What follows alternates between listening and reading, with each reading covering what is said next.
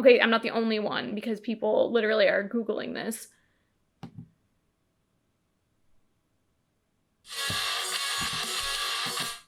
That's the wrong song. Oh, this one. It really, I need to focus on the camera. Brianne doesn't know. Brianne doesn't know. Brianne doesn't know. Hey everybody, welcome back to Brianne Doesn't Know, the show where I listen to new bands I've never heard of, but apparently everyone else in the world has. Michelle and Kelly, my co-hosts, give me 3 songs to listen to from a different band each week. In order to expand my horizons a little bit and make me a little bit more knowledgeable for our podcast, The Moshpit. This week on Brianne Doesn't Know, we're going to take a look at Knuckle Puck. We got 3 songs from them queued up, so let's get it going. First song is Disdain. Ooh, this like drums, cymbals is really great. What does this remind me of? It sounds like someone, I can't place what. Ooh. Slowdown was not expected. I'm not sure how I feel about it yet. Oh, I thought this was the end, but there's still 15 seconds left. So that was a little interesting at the end because it wasn't like keep playing music or whatever, it's just one note that kind of just slowly fades into nothing, which it took about 15 seconds, which was a little longer than needed in my opinion. They made some really cool choices about going fast and slowing down and then, you know, kind of doing the soft loud thing. I really do like the very opening beginning of the song where he's singing and it's really loud and powerful and it's very much like, hello, this is who we are. So I don't think this is the right person to make the analogy for, but I feel like they sound very similar to like old school like Ocean Avenue Yellow Card. I don't know. I don't think that's, I wouldn't make it a direct comparison to them. That's the vibes that I'm getting in my soul because I'm apparently now that person. I think there's someone else that's probably a better analogy, but that's all that's coming to my mind right now. His voice is very distinct, lead singer's voice. Whoever does drums is also great because the quick little, cymbal work and it's all very, it keeps you guessing. It's very interesting. I think I'm gonna have to learn to like not expect where songs to go because I feel like that's all. Anytime I talk about a song, I'm like, it was supposed to go this way, but it's not my fucking choice. It's theirs. Anyways, I really liked that. It was really good. So I'm gonna head on to the next song. We got Want Me Around.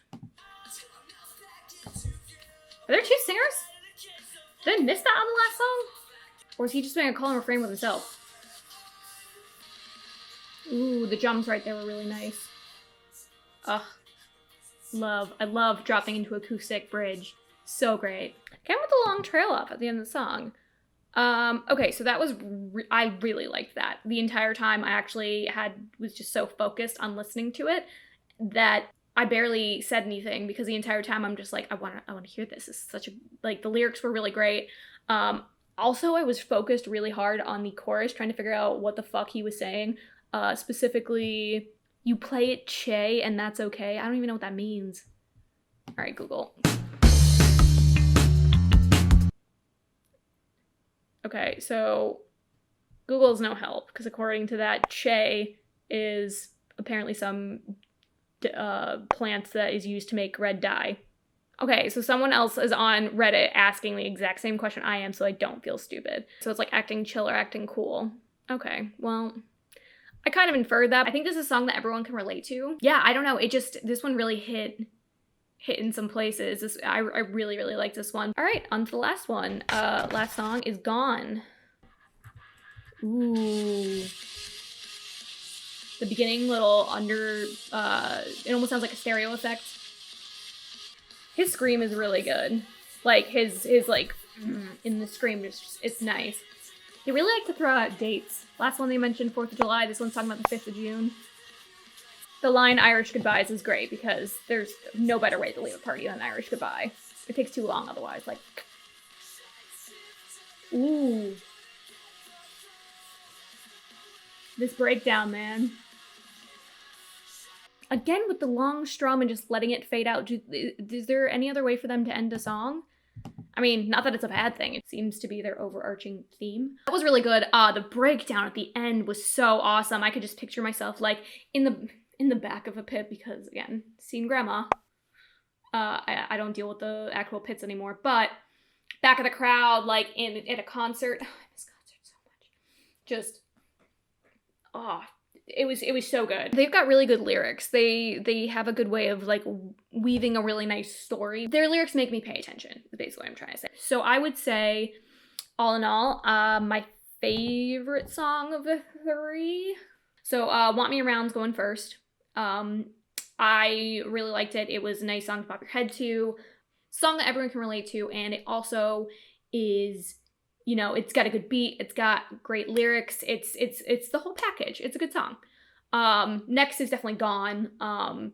The breakdown at the end was so good. And then the chorus is great, and then again, they do a really good job weaving a story.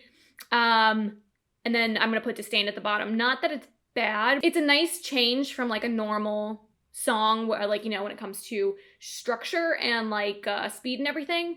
But I don't know, I think the other two just like hit me in a different place. I feel like Kelly and Michelle need to give me more controversial songs, I guess. Maybe these are controversial for all I know within the fandoms of these bands, but I feel like it needs to be a little bit more, rather than me just be like, they're all great.